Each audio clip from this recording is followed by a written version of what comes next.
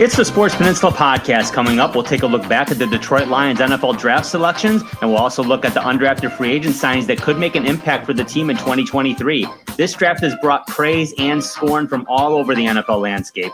We'll break down the picks, signings, and trades and give our take next. Now here is your Sports Peninsula team.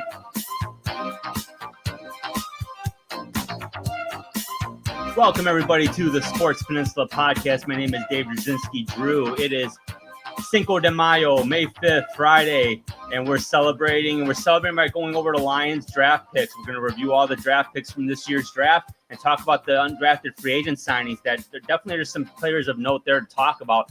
And to join me in analyzing all of these players with his expertise is Coach Andrew Seal of the Marine City Mariners. Coach, how you doing? Drew, doing well. It was a very exciting 3-day event that took place in Kansas City. We were a very active franchise here in the Sports Peninsula with our Detroit Lions.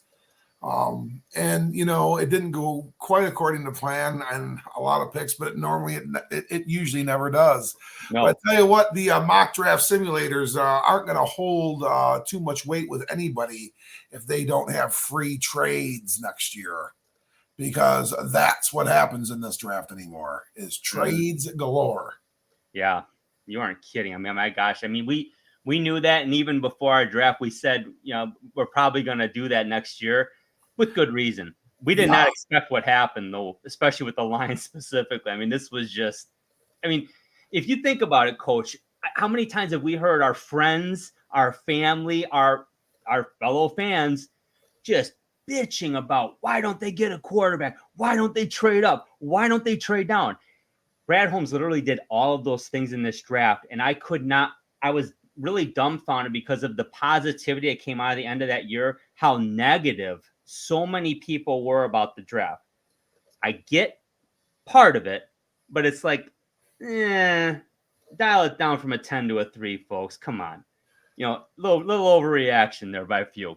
Yeah, it is. And, you know, so many people, you know, are hanging on the words of someone they're watching online or watching on TV. And, you know, hey, we all had our boards. We all had our, you know, we went up and down and, you know, evaluated players and those kinds of things. And it seems as if an organization strays away from one of these experts' boards, that the draft is all of a sudden horseshit. Yeah. Not worth anything. And, you know, the one thing that people seem to forget is those guys aren't running an organization. They're just doing things for a 4-letter network or, you know, some gambling site or whatnot. And, you know, the guys that are doing this for a living and are picking the players for these teams have a mindset. And, you know, yeah, it always is a little bit different. Typically, I think most of what we've seen in some of the more reputable, bigger sites that have really kind of jumped into this fray, without naming too many of them, it seems like there's a little bit of a value, a higher value placed on certain prospects. And it's not far off. It's not far off. Not at the top. It's pretty clear, pretty close. They're within 30 picks. I would say 20 on back, which is pretty good. It's pretty good. And the further you go into the different days, okay, then the guys drift back even further. Like Kelly Ringo, how far back he went. There were certain guys that I certainly thought we would be seeing on day 3 for sure, maybe even late day 2, that were not drafted. So, you know, this does happen, and it'll continue to happen. You know, Jalen Carter slipped a little bit. He did. You know, he did. Not terribly, though. Not terribly. The quarterbacks, did they shake out exactly the way we thought? Nope. One of them went into the second round. That was a surprise. And that was a little bit of a surprise. But again, what are we talking about? 30 picks? Probably. You're right. Somewhere out of 260, right? That's pretty good. I mean, you're narrowing it down pretty significantly. Absolutely. Yeah, you're right. The deeper it goes, the more, and you're going to start getting, and even the Lions, you know, they made a couple picks of, you know, some guys that, you know, weren't necessarily high on the radar, and in one case, not on the radar at all for a lot of folks. That doesn't mean we short circuit and lose it. We have to trust that we have some pretty smart folks in Allen Park working for this organization right now, and nearly everyone to the letter were echoing that sentiment after last year. What the hell changed in a matter of a few months? Nothing. So let's trust Brad Holmes, Dan Campbell, Chris Spielman and company. Let's let them do their thing. But you know what, Coach? We want to talk about what they did because as much time and effort we put into analyzing this draft, yeah, we weren't that close either. But you know what? It was a horseshit draft then. Holmes did a terrible job, Dave. Yep. Well, forget it. Bye, folks. Talk to you later. No, I mean, it's like, come on. I had to. It's like I felt like I was talking friends off the ledge. I'm like, look at the draft from a 10,000-foot view when it's done. Don't judge it because of one or two moves because you don't like the slot. And I do get it. Trust me. It's not like, well, you don't understand running backs. No, I don't know who Billy Sims was. Yeah, I don't get it. No, I don't understand that. How a guy can play almost 4 years and then get a knee injury and be done. No, I don't understand that at all. Yeah, of course it can happen. It's a demanding position. And ever since, quite frankly, over the last 20 years, it's been running back by committee. That doesn't, and I know that devalues the position in a way, but if you like a guy, you like a guy. And I think what Lions fans aren't used to, Coach, and maybe this is the bigger picture in this, is that they're not used to being able to draft and have the luxury of taking whoever you want. For years, they've had to take the best player available at the position they needed the most. And last year was not an exception. They absolutely needed Aiden Hutchinson, and thank the good Lord he fell to them because he made a huge difference. Now, would they have taken him anyways? Probably, because he is that good. But they absolutely needed a defensive lineman who could rush the quarterback. After they built that line up over the course of the year, I mean, you and I thought we want to get a defensive lineman in round one. But when you really look at it, though, they got everybody back. And they did not have Kaminsky all year. They did not have Bugs all year. They did not have Benito Jones all year. They didn't have Okora all year, or James Houston, or Josh Pascal. Or Levy or Arunzwike. Yeah, well, I don't even know if we'll even see him again. But, and then you've got Harris, you've got Hutchinson. I mean, that's a pretty good line. And then, and they did address it in the draft, but just not the way we thought. But we'll get into that now. And we want to look at first, before we really go into the picks, let's talk about the moves Brad Holmes made, Coach. And I want to run a little bit of this down here. I'm gonna blow this one up. First and foremost, they send the number 6 pick and the number 81 pick to Arizona in exchange for the number 12, number 34, and 168. Now, when that happened, we thought Devin Witherspoon was going to be a Lion because we made the assumption that Jalen Carter would go to Seattle. And when he didn't, the Lions immediately traded back. Now, that tells me two things, Coach. One, Brad Holmes wanted Witherspoon really bad, and you were right. That's who we would have taken. And number two, they didn't want to risk Jalen Carter. Now, I don't know if Jalen Carter was off their board completely or if they just were like, nah, just not, a little too risky. Don't know, don't care, because he's not on the team now, and we've got somebody else. We'll talk about that shortly. But now, I mean, the Lions made so many moves. They make their picks. Then they sent the number 48 and 159 pick to Green Bay to move up to 45. We'll talk about who they got there. Then after that, they traded back twice before they actually picked. They sent the 55 and 194 to Kansas City. They get the 63rd, 122nd, and 249. Then they go and send that 63 and a 183 to Denver to move back to 68 and to get the 139. Then they trade again with Arizona. They get aggressive here. This was the one move I was a little concerned about just because of how much they gave up, Coach. They sent the 122, 139, and 168 to Arizona to move up to 96. And they ended up getting a defensive lineman who we'll talk about, but it was a lot of capital. And then the big trade. And it was funny because when we were right before day 3 draft, I texted you and Detroit's finest, Justin Merrick, when I said, I think they're going to trade Swift to Dallas, and I'm hoping they get a 5th and or a 6th. And they end up trading to Philly for a 7th and a future 4th in 2025. It sounded good to me. I was wrong about the team, but I got the division right. So yeehaw. But wow, I mean, just a plethora of picks and trades in this draft by Brad Holmes. When you look at that, Coach, I mean, what do you feel? Well, I know this. We better not do this anymore for the Detroit Lions if we're not going to include some trades. Because this is too, Brad Holmes, and you know what, Quinn did too. I mean, trades are made. Yeah. Trades are made. On draft day. I mean, really, the NFL is probably the one of the more straightforward ones. I mean, the NHL, it's crazy how much trading is going on. I guess Major League Baseball is probably the most simple one right now. But that's starting to change. It's becoming more complex because they're allowing to draft international players. There's going to be some capital movement that's done on draft day soon. The NFL, they're trading this capital all around the board, on draft days, and the NBA is like, people get drafted and they are not going to play for those teams. It's crazy. So I mean, yes, this is kind of the coin of the realm. Is heavy duty dealing and wheeling and dealing on draft day to manipulate access to the players that are highest on your board. And when you know that your player is going to be sitting there, you trade down. If you've got to, the time is now. Trade up. Yeah.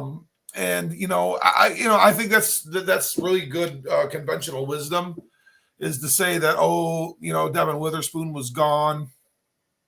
And we were no longer going to be utilizing that 6th overall selection on a player that we had that high on our board. I don't know that to be the case, but I mean, it's very, very distinctly possible. We don't know if Jalen Carter was on their board. I mean, obviously they had the opportunity to get him. So I would say that they were looking in a different direction from there. In the touch on Jalen Carter, Coach, the folks, if you think, well, they could have had him, they passed on him.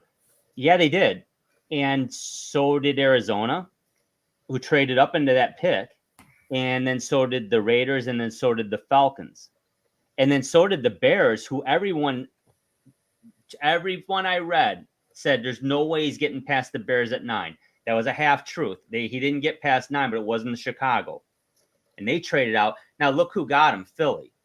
Now, how can Philly pull that off? Well, one, Philly is so deep. I mean, in my mind, on paper, Philly is absolutely the deepest team in football right now. And a lot of people, at least in the NFC, feel that way. But when you have that much talent, you have the luxury of being able to take a guy who is a bit of a risk.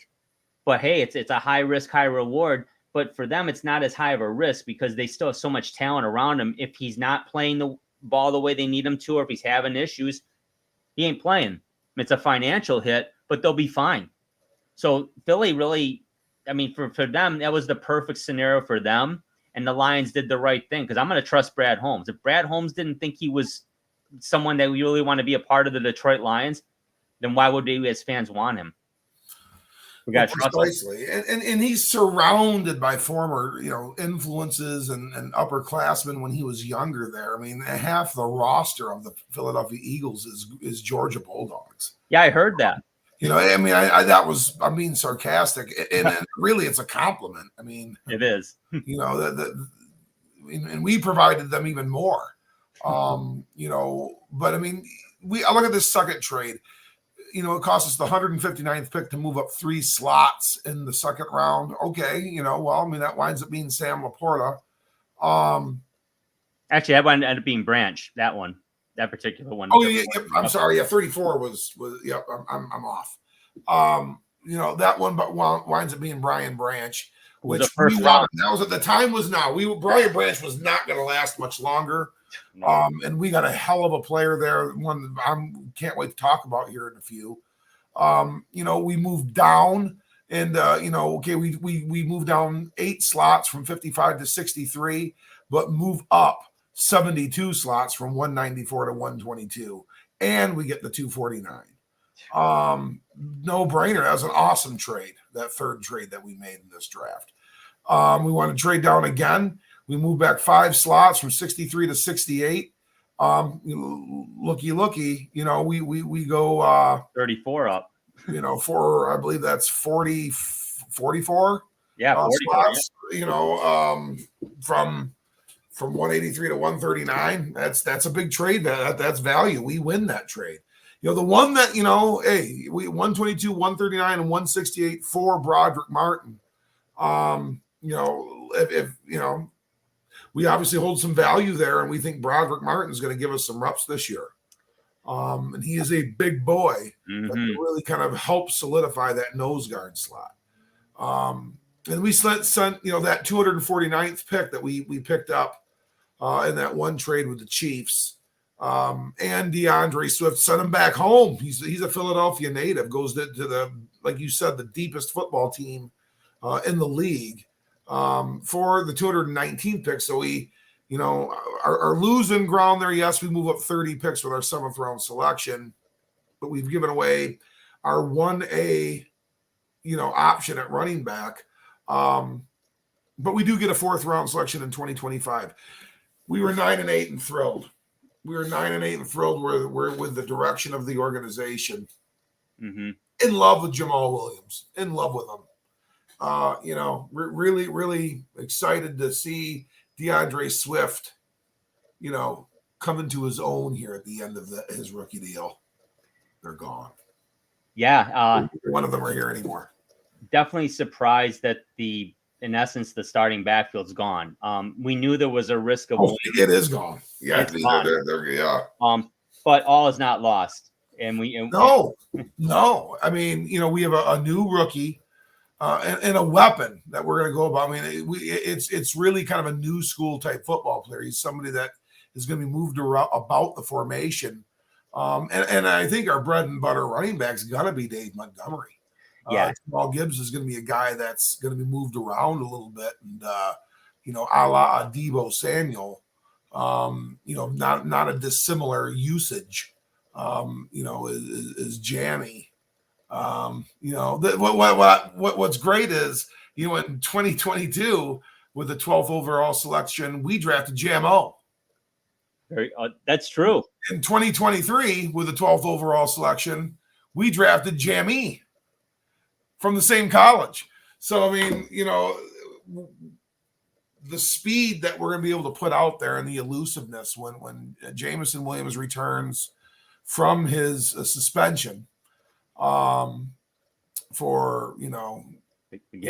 gambling violations, with the potential of locking him in there with Jahmyr Gibbs.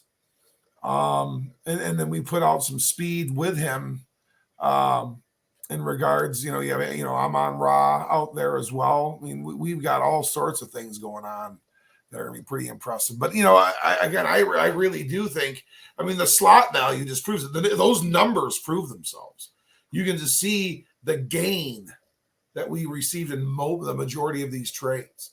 And we really facilitated the DeAndre Swift trade in part to set him up for a good opportunity for his second opportunity here, which really, he should, DeAndre Swift should feel as if things ended well for him here, just by the way he was taken care of when he was dealt back to Philadelphia.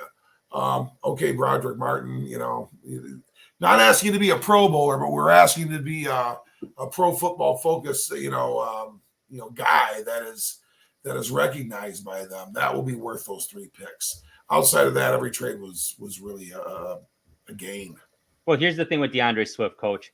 Off injured, never played a full year, and folks can push back on that all they want. Take a look at the stats. Yeah. Even last year, Jamal Williams, I love Jamal Williams. I really do. But I am in no way, shape, or form expect him to even touch the numbers he got in Detroit last year, this year. Now, I'm saying that I didn't want him to go, but it depends on who do you believe. According to the Lions, Brad Holmes said they had an offer out they didn't hear back. They had to make a move. According to them, they offered Montgomery the same deal, and he took it. Williams claims he didn't get an offer. Well, okay, he signed for less. So Doesn't matter to me. I whatever. I mean, I wish him well, but no hard feelings there. I love Jamal Williams. DeAndre Swift, no hard feelings, but come on. I mean, I'm reading articles how DeAndre Swift somehow is going to put the Eagles over the top. But you're assuming he's going to play every game then, huh? And the Lions not only trade him, they didn't take his 5th-year option, and Philly can't either because of that. No, not because of that, because the Lions actually paid part of his salary already, I believe, and that's why they can't do it. They made the trade. There's no risk for them. What did they really give up? They gave up a 4th-round pick in 2025 and exchanged 7s for a guy that, when he plays, will definitely help them. I'm not saying DeAndre Swift's not going to help the Eagles. He will when he's healthy, if he's healthy. So I went, good luck to him. But I don't think I think the Detroit Lions benefit from that, and they free up the roster spot. But let's get into why they did it. And the reason why they did it is because of this first pick here in the 1st round when they traded back, and that's number 12, Jahmyr Gibbs. Talk about him, Coach. Well, we had talked about being very excited if he had ever become a Detroit Lion. We initially thought that would have to be, with our first 2nd round pick. Mm-hmm. That's kind of where we thought things would shake out. But really, Brad Holmes and company valued Jahmyr Gibbs a lot differently than I think what we thought he was valued. 5'11", 200-ish, maybe give or take an inch or two. Yeah, he was a big prospect, went to Georgia Tech, stayed home, went to Georgia Tech, flourished for the Yellow Jacket program, even though the Georgia Tech program has not been the strongest as of late. And then he transferred down to Alabama, where he became, an absolute nationwide household name. He is a chunk play machine. This is a guy that gets yards in chunks. He 15, 9, 24, when things are really clicking for an offense, that's what he's doing out there. Absolute elite pass catcher as a running back, and he's an elite pass catcher as a receiver. He is going to be utilized as a wide receiver and as a slot receiver. He has great vision. He's very elusive and explosive. He's not a money down guy. We're not going to give him the ball at 4th and inches. That's not what we're going to ask of him. And, he is not the type of guy that is going to, be a stalwart and pass pro. But if we're using him to pass protect for Jared Goff, then we're misusing Jahmyr Gibbs significantly. That's not who he is and not what he's meant to be used as. So, I think what we really got to see with Jahmyr Gibbs is a guy that could play similarly to a Deebo Samuel. And I think that's been said.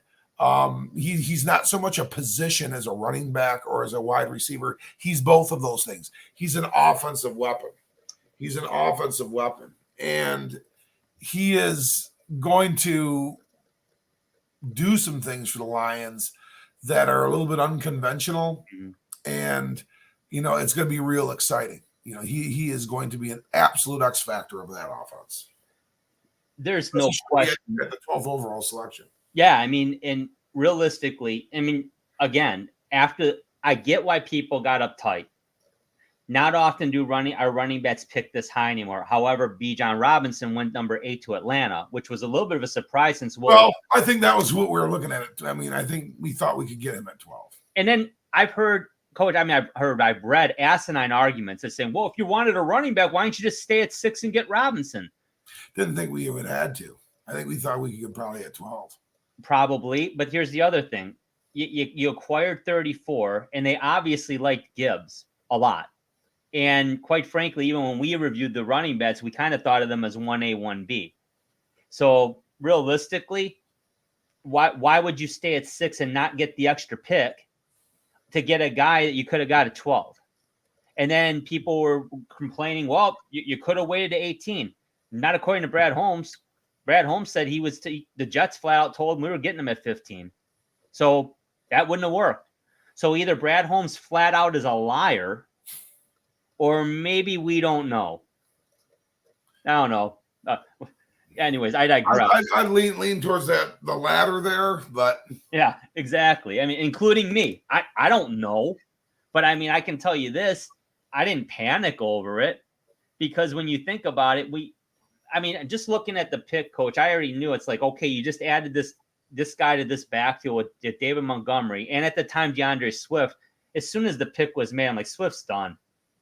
And I wasn't sure if he'd get traded. I thought he probably would, and he ended up getting traded. But then I thought at the end of the day, they might just go to camp with him because someone might get hurt. It could be him, whatever.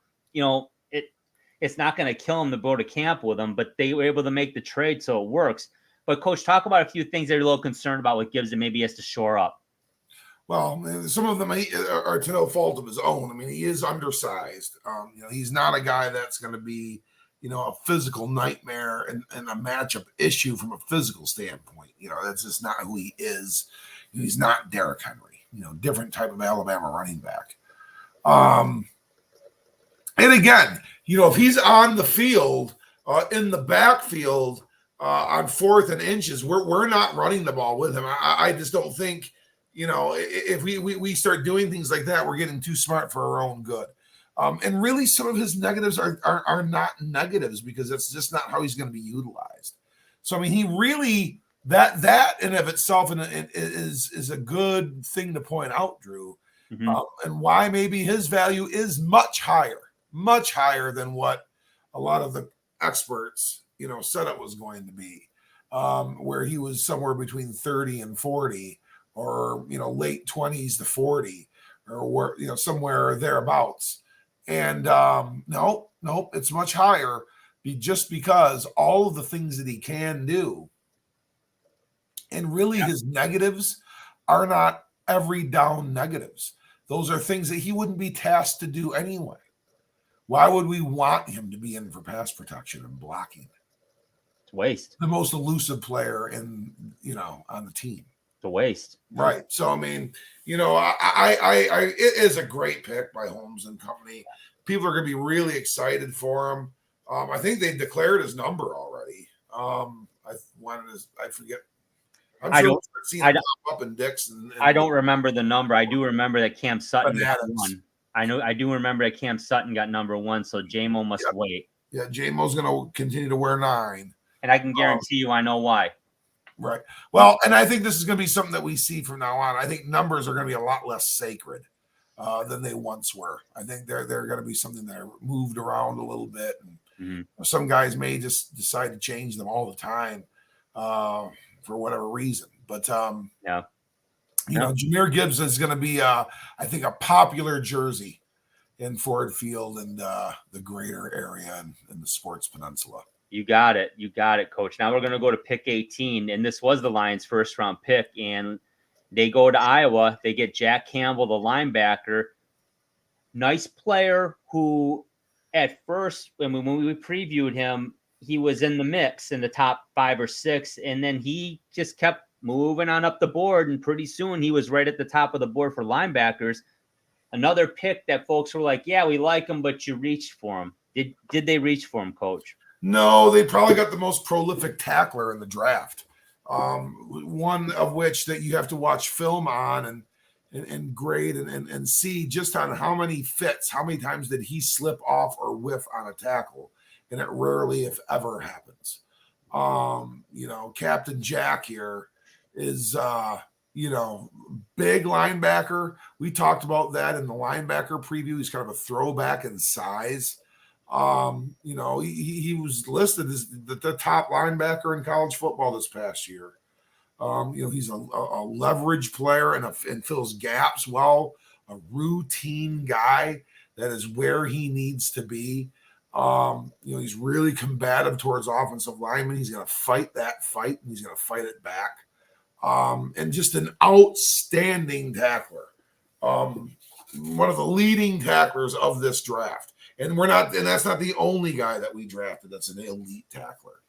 Jack Campbell made that is going to make the linebacking core that much better, just with his physical stature and downhill nature of how he plays and his ability to tackle ball carriers. Now, these are professional players, and I'm not saying let's go open field and take down Derrick Henry all day long. No, I'm not going that far. But Jack Campbell, yes, I think again you alluded to it. A lot of boards valued him back end of first, through the early to even mid-second round or even later second round. No, not when you have the ability to tackle at that size and play downhill like that. You're going off the board quick. Yeah, and with Campbell, and I like him a lot, Coach. I'll touch on a few things here. He's not like an uber athlete, and in man coverage, he's not terrific in that. I think he's solid in zone, but in man, that's not necessarily where you want him, because he's really not. I guess he's just not dynamic in his change of direction. But that being said, he is extremely gap responsible. He is, to your point, an absolute sure tackler. He's aggressive as hell. And this guy's all about football. You listen to his interviews, you listen post and pre-draft. This guy's all about football. He's a football player. I saw the clip in the draft room. Everyone's getting excited. And I like seeing that. I just saw Chris Spielman very, very quietly just clapping like this. And I was like, this had his name written all over this pick. And he even met him at the airport, and I saw that video they were talking. But you just got to love a guy who's just all about football. Wants it, bleeds it, and just lives, breathes, and sleeps it all day long, 24/7. That's the kind of guy you want on your team. Coach, do you think he's going to challenge for a starting spot with Anzalone? He's definitely going to share reps, and he's definitely the odds-on favorite to replace him sooner rather than later. If you look at Jack Campbell's pedigree, Butkus Award winner, consensus All-American, leverages and plays gaps well, physical meeting offensive lineman, not a top-end athlete, not good in man coverage, not maybe a dynamic mover or change of direction guy. Who does that sound like that was a really, really good linebacker for the Detroit Lions? A couple of them. Well, it sounds like Chris Spielman to me. Yeah, and Steven. Those are the things that were said about him. Mm-hmm. And lest we forget, he was a second-round pick. He slid down into the second round and was just an absolutely productive tackling machine and a Pro Bowl caliber linebacker, one of the all-time favorites of the last 30, 40 years of our organization. So Jack Campbell is a lot bigger than Chris Spielman ever was. Oh, yeah, absolutely. 245, 250. So, I mean, I'm very, very excited to see what he brings to the table. It's a very nice pick. Very nice pick. Let's move on now. They picked up pick 34 from Arizona when they traded back at 6. And they wind up with Sam Laporta, the tight end from Iowa. And I think he replaced a guy we know, TJ Hawkinson, right? From Iowa. Yeah. Go figure. Talk about Sam Laporta. How do you like him? Well, we're talking about the Eagles being the Philadelphia Bulldogs. Well, maybe we're the Detroit Hawkeyes because we seem to really like ourselves some Iowa Hawkeyes. But I think when we were at 34, I think a lot of us were kind of rubbing our hands together, thinking we're going to get an absolute gem here. A guy that was supposed to be a pretty big time first round draft pick, and we took Sam Laporta, who really was drafted in and around the slot value that most people had, somewhere between the 30s and the 50s. So Sam Laporta went to an appropriate slot. I think some of us, I think most of us were fine moving from TJ Hawkinson. We just didn't see, especially at the time that he was dealt, a guy that, was wanted to really be here much anymore. But, replacing him with basically the player that replaced him at Iowa City, it was like, that was, definitely not the most seasoned tuna fish sandwich on white bread that you're going to get, but that's not fair to Sam Laporta because this is an immensely productive player. Oh, yeah. I mean, immensely productive player. Much more productive than TJ Hawkinson was at Iowa. Much more productive than George Kittle was at Iowa. Much more productive than what Noah Fant was at Iowa. Much more productive than what Dallas Clark was at Iowa. And every single one of those guys you named are outstanding tight ends in the NFL. Yeah, Iowa-based tight ends. And, so Sam Laporta really comes pretty decorated and a guy that we should steep the 34th overall selection type expectations on his shoulders. This is a guy that's going to put up your tight end numbers in the receiving game. This is a guy that's going to be a difference maker in the receiving game. We should be seeing him put up Hawk type numbers, pretty early on. That's just the type of producer he is.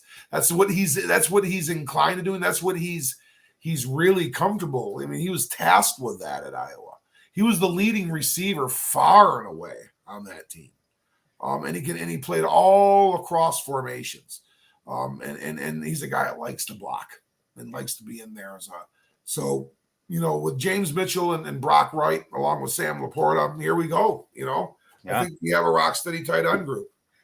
Yeah, you nailed it on the draft slotting. I consistently saw him going. I actually quite often mocked him to Detroit when they had their second pick in the 40s. I think it was 48 at the time. Very consistently had him there. Now, I think one thing that surprised folks in two ways. One, Michael Mayer slipped out of the first round. He, up until within like the last week of the draft, was almost a consensus number one tight end on the board. Dalton Kincaid leapfrogged him. We still had him going late in the first round as a flyer, but it didn't shock me he slipped out of the first round. But I was a little surprised they passed on him over Laporta. But let's face it, most fans, they're going to see the Golden Dome on NBC, Notre Dame every week. They're not necessarily tuning in to see Iowa play Maryland on the Big Ten Network when Notre Dame is playing whoever on NBC, and they must be great. I'm not saying Michael Mayer's not a great player, but, there's a reason Sam Laporta was taken over Mayer, and Mayer does some good things, there's no doubt, but Laporta, after he catches the ball, his yak, he's a tough guy to bring down. I mean, he's an aggressive, hard runner. And what I like about Laporta, and one of the things I didn't like about Hawkinson, we don't need these hurdles and acrobatics to try and gain a yard, and then you end up getting slammed on your head and concussed. Sam Laporta is just hard-nosed, hard to bring down. He's going to get the tough yards. He's not going to do it. He's not going to be fancy, but he's going to make it happen and get it done. I like the pick. I was resigned to the fact that, they do need a tight end and they're going to take one. So let's make sure it's the right one, but don't reach. I don't think they reached for Sam Laporta. I think they got their guy. So solid pick. Coach, let's go back and let's talk about the next pick. And this is where they traded up. They had 48 and they trade up with Green Bay of all teams. If everyone remembers the Green Bay Packers, they're a bit of a division rival. And they did this with Minnesota last year when they traded up to 12 to get Jamison Williams. They trade up and get Brian Branch, who inexplicably, not only slipping out of the first round, but deep into the second round. Coach, a lot of folks gave this pick an A+. What are your thoughts on Brian Branch? My favorite pick of the draft. Guy I wanted all along. Somebody that I would have even considered at 18. In some of the slot values that we had played with a little bit. Yeah, we had him at 19. This is my favorite pick of our draft, to get someone that this versatile, with this kind of attitude, with this kind of groundedness. And again, let's get back to Jack Campbell. This is an elite tackler. Brian Branch is a phenomenal tackler. We've got another tackling machine with this young guy, and a guy that's going to line up differently throughout this defense. He's really going to help Aaron Glenn. He's played strong safety, free safety, nickel corner, linebacker. His intuition and football instincts are phenomenal. They are really his heightened senses on the football field are his greatest asset. And it allows him to be kind of a hybrid defender. Just an outstanding tackler again. A super efficient football player. Really love Brian Branch. I'm really hoping this cat works out. Like you said, there's no guarantees. You had mentioned a couple of them. But Brian Branch, man, to me, this is a guy that's really going to be a standout for our defense. Love the versatility. Love that he can play safety and slot corner. Now, he's going to have to fight for playing time. And I don't know. Matter of fact, I'd be I think if Brian Branch starts this year, it's because someone got hurt. Absolutely. But that being said, Cam Sutton and Mosley at corner, C.J. Gardner-Johnson at slot corner, Kirby Joseph, Tracy Walker at safety. Brian Branch is your first man off the bench. I like that. And then after next year, guys are going to leave because Gardner-Johnson and Mosley are both on 1-year deals. Will Harris is on a 1-year deal. Jerry Jacobs on a 1-year deal. They're going to need Brian Branch. This was a very nice pick. I personally thought, like you, we were going to get Witherspoon at 6 and there's your corner. That fell through. They still get excellent value here. And I mean, I've read some of the scouts saying this is one of the surest tacklers they've ever scouted out of the defensive backfield. You got to like that. Now, why did he slip? I've been reading that his athleticism wasn't at an elite level in the view of some of the teams. But Coach, you and I both know he's got speed, but his football smarts, his intelligence that you articulated, that can make up for a lot of sins. You know, if you're in the right place at the right time, you don't have to be lightning fast. His game is predicated. He knows what he's capable of doing. He knows where he needs to be and when he needs to be there because he knows what he can do. I think it's a great pick. Yeah, he's probably not a big cover one guy. He's not a big man-to-man coverage player, and you know, and yeah, I mean, Coach Glenn really does like his man coverage. Some defensive coordinators are strict man coverage guys. That's what they always are going to run. And you know, maybe Brian Branch isn't exactly their type of first round draft choice, or defensive. Now he's not a first round draft choice; he's a second round draft choice, but is defensive back. Yeah. And you know, I think that is the difference here. It allows us to be more versatile by utilizing Brian Branch's talents. You alluded to it. I think his bigger playing days are coming down the road in the years of 2024, 2025, so on and so forth. That's when we're going to see more of Brian Branch, barring injuries, God forbid. But, you know, he's a tackling machine, probably not the top end athlete like you had mentioned, which makes him overcommit sometimes when he has to play man coverage. But aside from that, you know, a lot of upside, and he's going to get better at some of those things too. Oh, yeah, definitely. Love Brian Branch being in Detroit. Can't wait. 3rd round, Coach. Here we go. So one of the picks they pick up at number 68, and this pick is beautiful. Hendon Hooker, the quarterback out of Tennessee. And Coach, talk about what you like about Hooker. Well, we have our guy for the future really fits our situation well, in that we are somebody that could entertain extending our Pro Bowl quarterback in Jared Goff.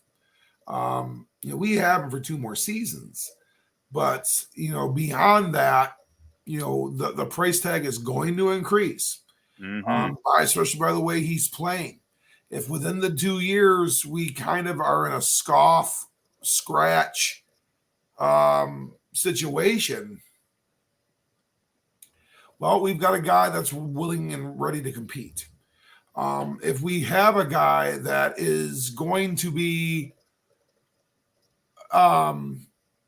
extended and we're going to keep Jared Goff for some time, well, we've got a very, very strong backup, young backup that is going to be able to prove himself as a market-bearing player down the road.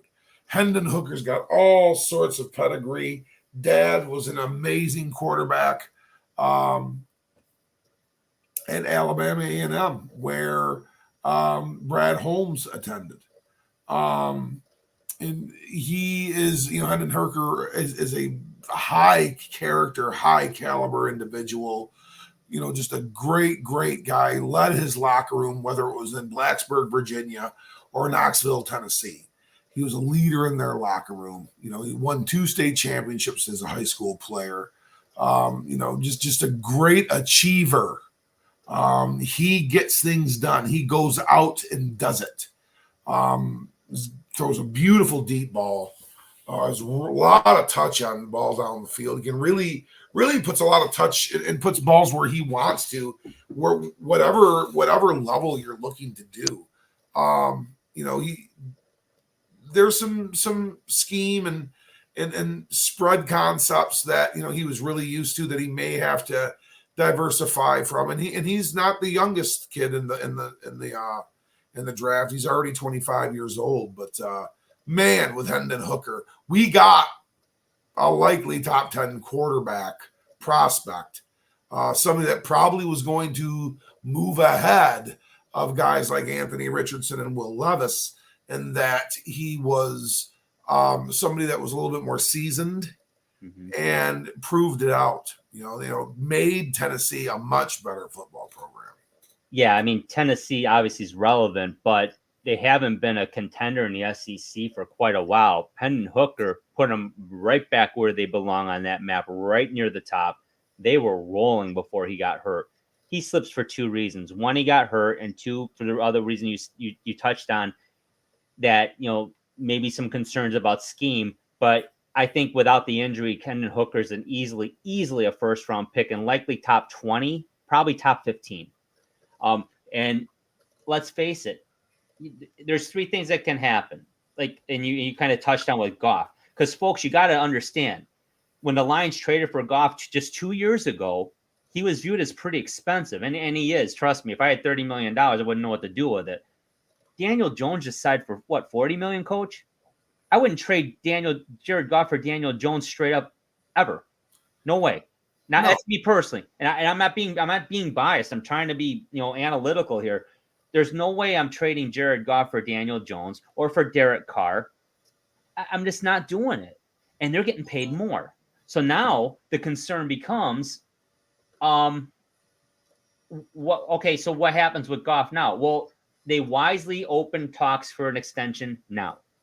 Very smart, because to your point, in 2 years, his money's going to go up. If Daniel Jones is getting $40 million in 2023 and Jared Goff keeps playing even close to the level he played last year, he's getting $50 million in 2 years. Can you afford him? One.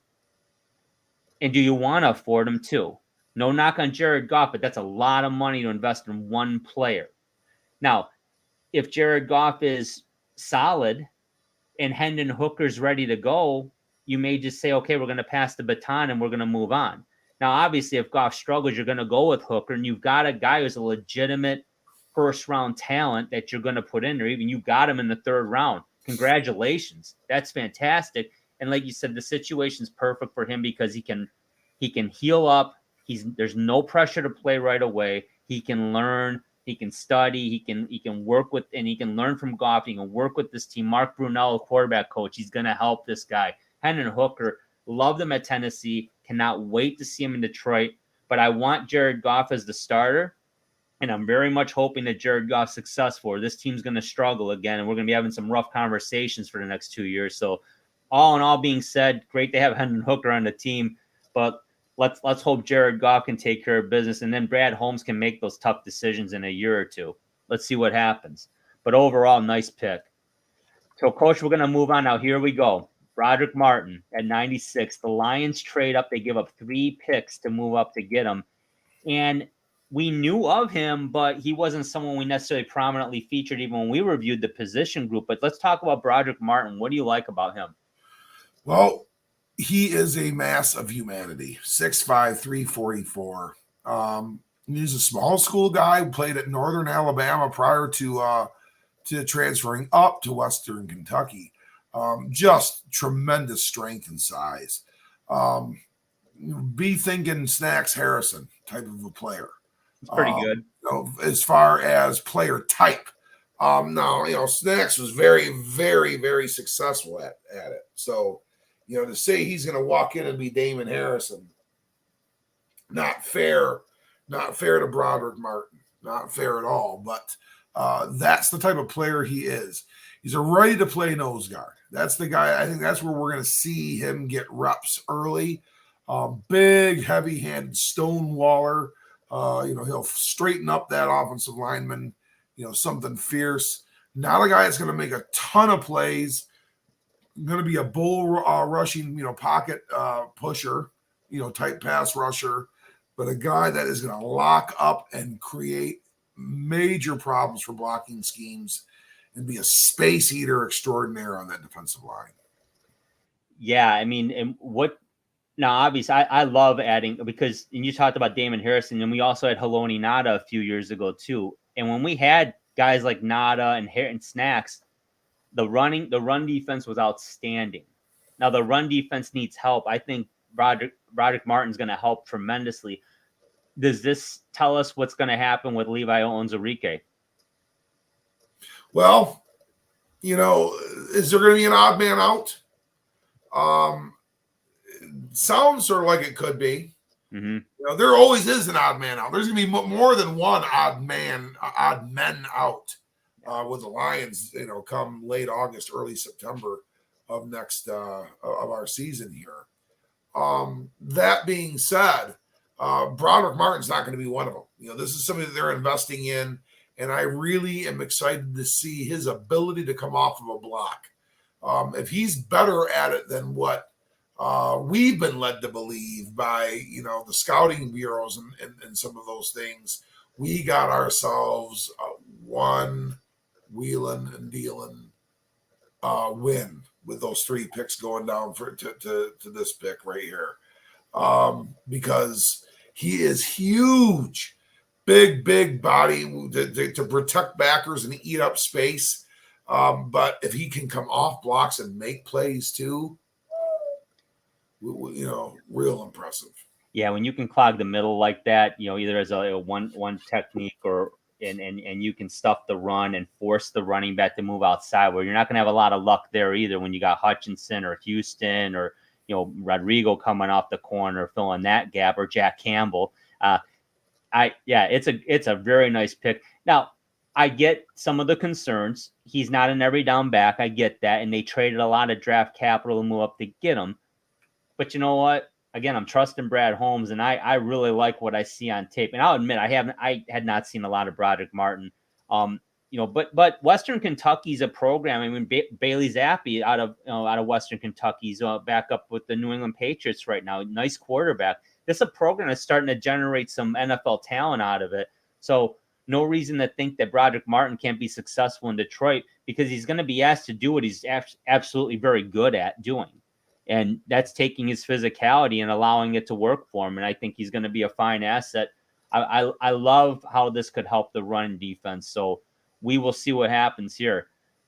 The next pick, we go down. We didn't have a 4th round pick, off to the 5th round. Here's a surprise a bit. A guy we didn't scout and really didn't know much about. Colby Sorsdahl out of William and Mary, coach, the offensive tackle. Let's talk about him. What do you like? Getting into the areas of the draft where there's going to be some wild cards and some people that maybe we didn't have done a ton of homework on. So they must suck, right? No, not at all. Exactly. But I mean, this is just how many players are eligible for this draft. Yeah. Lest we think, that we cover them all. Colby Sorsdahl came out of the Ivy League. He's from the College of the William and Mary, 6'6", 305-pounder, 5-year starter at right tackle. Really showed some quickness, and that's going to help him in his lateral quickness, his ability to move left and right. So that's going to help him transition and play some guard. He went to the College of William and Mary. We know he's a boy that can crack the books a little bit. So, being able to adapt quality Colby Sorsdahl should have. He's a heavy hitter when he accelerates through contact, which is impressive. A smaller school guy that can really bring the wood. He gets to the second level and can get in linebackers' way, real well. He's got good screen blocking skills. Kind of understands those nuances. Started 46 games in college. So he's very battle tested. He's a guy that's played a lot of football.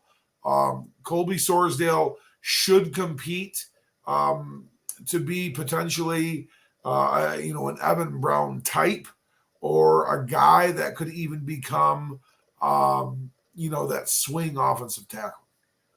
Yeah. I mean, they had Terrell Crosby a few years ago. He could play a lot of positions across the line. Yeah, he's going to push Stenberg. Now they signed Graham Glasgow, and he's going to compete with Big V and certainly be the insurance policy there at guard. the thought seems to be that he's going to move inside eventually. But I think his versatility, being able to come out and play tackle or guard, is going to significantly help him and give him an edge over a Stenberg. Now, I don't know if Tommy Kramer's going to be brought back in or not. He had the back injury and didn't play last year, so I'm not sure about Kramer. So all the more reason to get a guy like this he's going to be a depth guy. He's not starting, and quite frankly, if he is, there's trouble. Not because of him, because somebody got hurt significantly, and you're going to need him to step up. And hey, let's face it, folks. Evan Brown started. Stenberg started. Dan Skipper had to play guard last year, and he never played in his life, and he's 6'9". So, and he held up. But that's how good that line is. They were able to absorb a lot of injuries, especially at the guard position, and they still made it happen. So I think this is a good depth pick.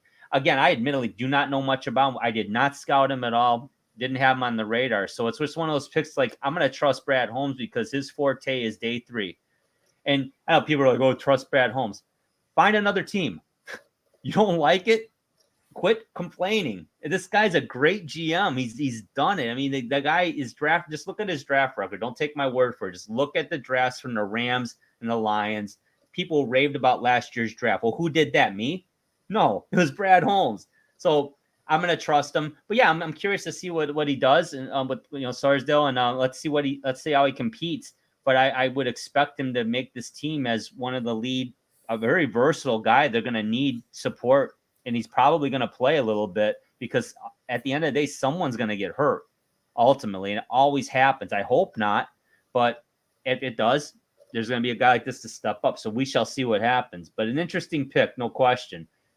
On to the 7th round, and coach, they didn't have a 7th round pick until this draft when they actually traded back with Kansas City and acquired pick 249. And then when they traded Swift to Philly, they moved up 30 spots in the 7th round, and they get the wide receiver out of North Carolina, Antoine Green. Talk about Antoine Green. They got a good grade on this from a lot of draft experts.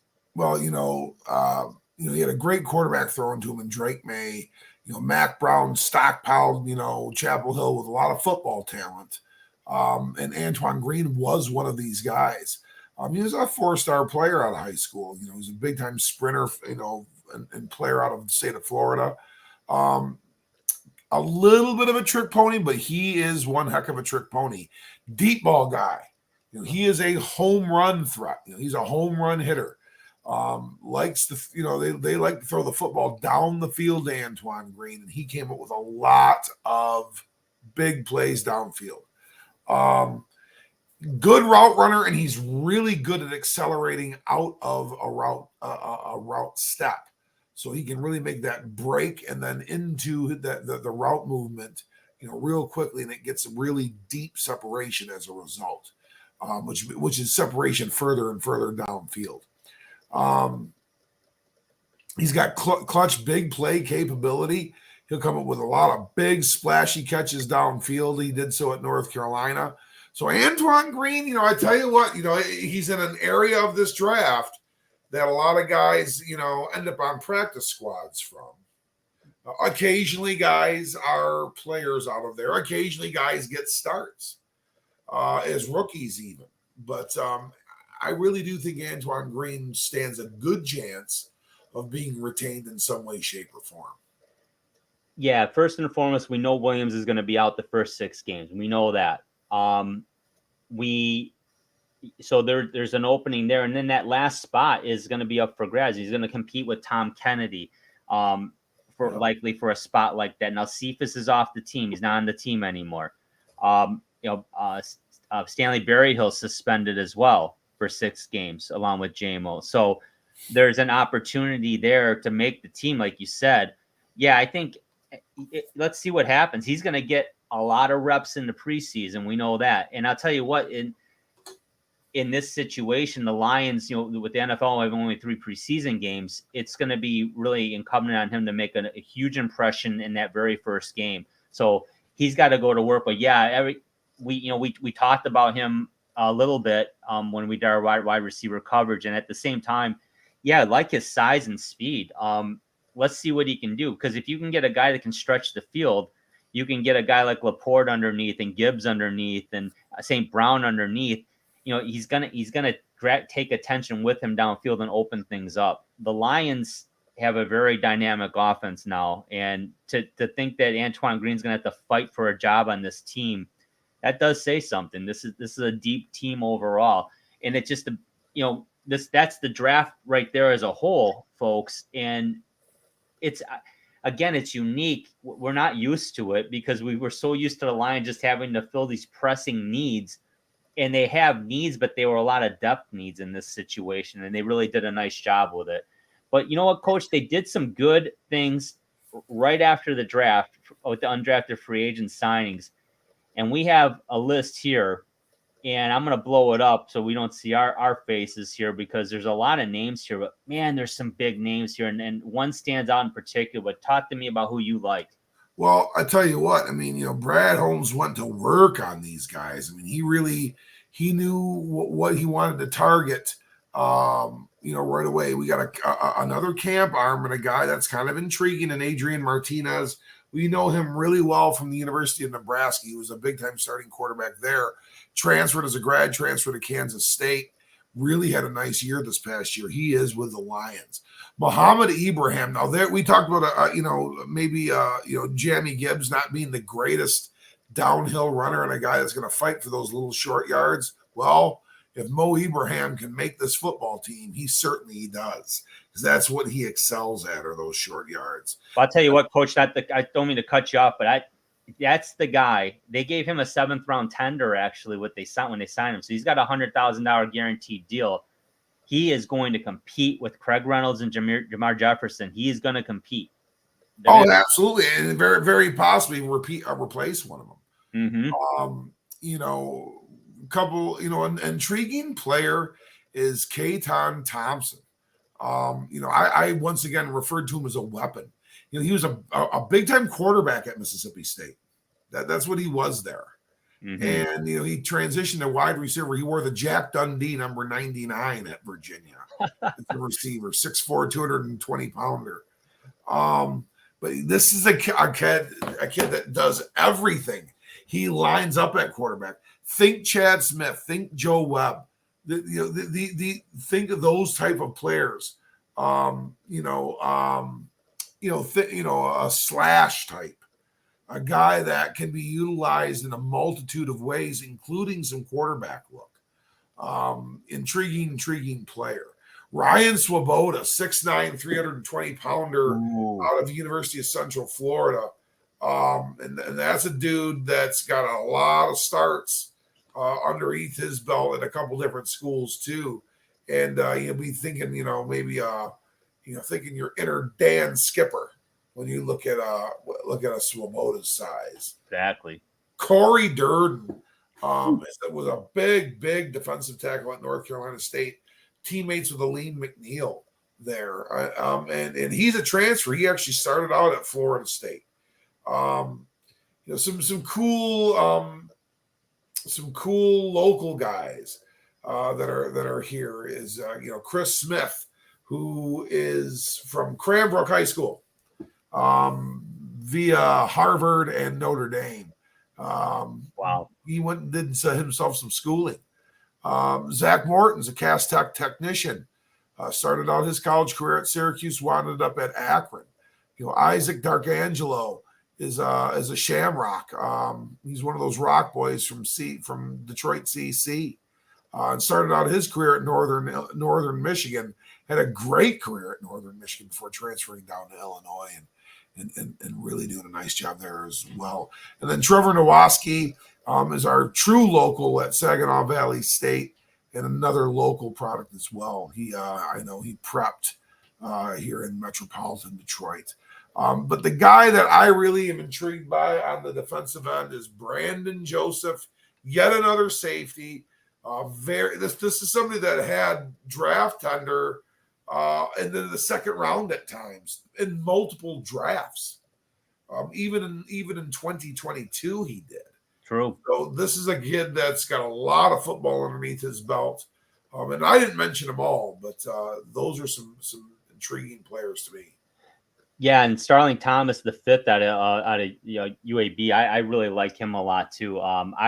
was actually a little surprised that he didn't get drafted. I figured he was definitely going to get a day 3 slot. I was excited about that. I think Martinez can compete with Sudfeld. Not sure he'll beat him out, but I think it'll be I'm interested to see him compete. Just because realistically, the Lions haven't had a deep quarterback room in a long time. They've had a good starter, obviously, either with Stafford or Goff for a lot of years, but it was hard to find depth behind those guys. Sean Hill comes to mind, quite frankly. And I'm not saying, well, David Blau, man, come on, get off with that. Sean Hill could win football games and did win NFL games. No offense to David Blau, but I mean, it's like, come on, let's get a guy we think actually will start. That's why people were clamoring, well, draft Aiden O'Connell, draft, Stetson Bennett.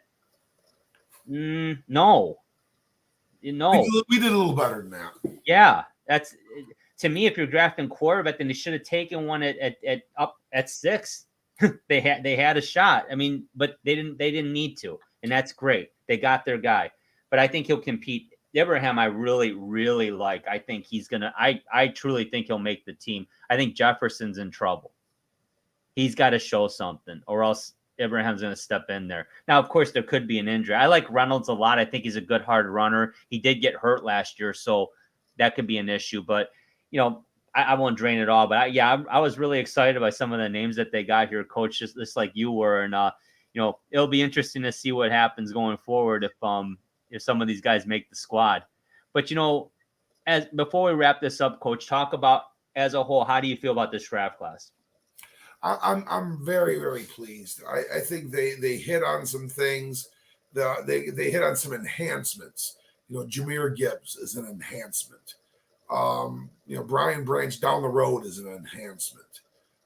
Jack Campbell is an enhancement to the linebacking core. Hendon Hooker is eventually going to be an enhancement of the quarterback room. This is just kind of what I see. And how they were able to kind of address things in regards to making the whole organization better by each position group, regardless of the pecking order.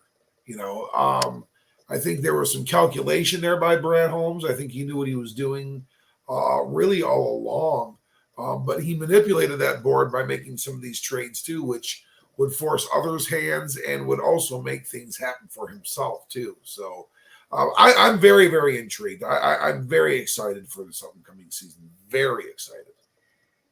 There's a lot of buzz now, and it's funny, as the draft progressed and then ultimately finished, all of a sudden the Lions are being mentioned as one of the teams that improved the most by a lot of people. Now, not everyone shares that opinion. I get that.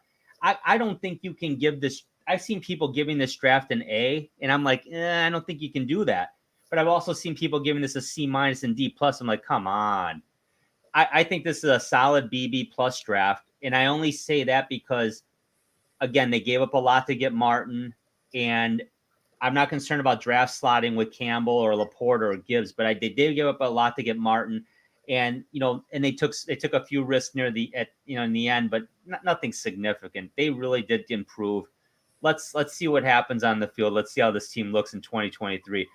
I personally believe this is a solid playoff team this year. A very solid playoff team this year. I believe 10 or 11 wins is not at all out of the realm of possibility. And I personally have not been able to say that in a long time. There you go. I've always been those 8-8, 7-9, 9-7 guys, vanilla. And then, of course, they'll win 3 or 4.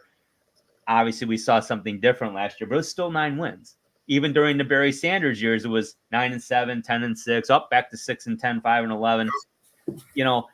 We've seen that, and we lamented it then. Now we only wish we could have it again. So again, be careful what you wish for. You just might get it. We wanted something different. We got it. We had futility. So now back on track. Let's see what this team does. Let's see what the organization does. Looking forward to the 2023 season. Looking forward to all of you watching and hearing our previews and reviews of the games over the course of the season. We look forward to that with our Lions Roundtable. For Coach Andy Shield, the Marine City Mariners, I am Dave Drzinski. Drew, take care, everybody. Go Lions, and let's see what happens in the future. Talk to you soon. This has been the Sports Peninsula Podcast. To subscribe to the podcast, simply click the subscribe button on our YouTube channel's homepage and give us a like. You can also follow our audio podcast on multiple platforms, including Apple Podcast, Amazon Music, and Google Podcast, just to name a few. Give us a follow on Twitter. Our handle is @SportsPPodcast to check out our latest releases. Thank you again for watching and listening. Remember, when you want to hear about sports in the great state of Michigan, there is only one Sports Peninsula Podcast.